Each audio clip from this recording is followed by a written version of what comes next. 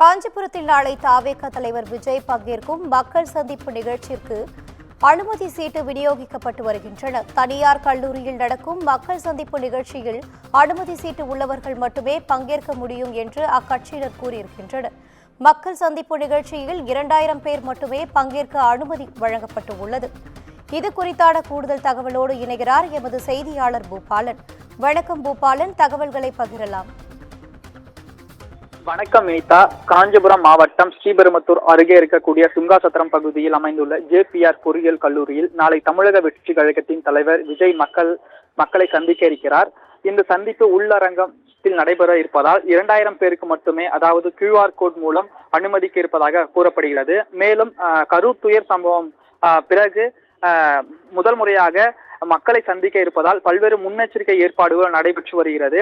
அதே போன்று அந்த முன்னெச்சரிக்கை நடவடிக்கையாக கல்லூரி வளாகத்து முழுவதும் இரும்பு தகடுகளால், அதாவது ரசிகர்கள் யாரும் ஆர்வத்தில் உள்ளே நுழைஞ்சிடக்கூடாது என்பதற்காக முன்னேற்பாடுகள் தீவிரமாக நடைபெற்று வந்தது.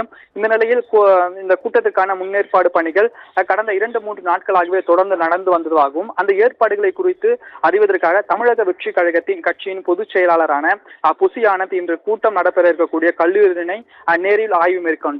பின்னர் ஸ்ரீபெரும்புதூர் அருகே இருக்கக்கூடிய பழமை வாய்ந்த முருகர் கோவிலுக்கு சென்று நாளை நடைபெற இருக்கக்கூடிய மக்கள் சந்திப்பு கூட்டமானது வெற்றிகரமாக அமைய வேண்டும் என்று கட்சி நிர்வாகிகளுடன் சாமி தரிசனம் மேற்கொண்டு அங்கேயும் பிரசாதங்களை பெற்றுக் கொண்டு வந்தார். அதே போன்று அங்கு இருக்கக்கூடிய சர்ச், அதேபோல மசூதிகளுக்கும் சென்று வழிபட்டதாக கூறப்படுகிறது.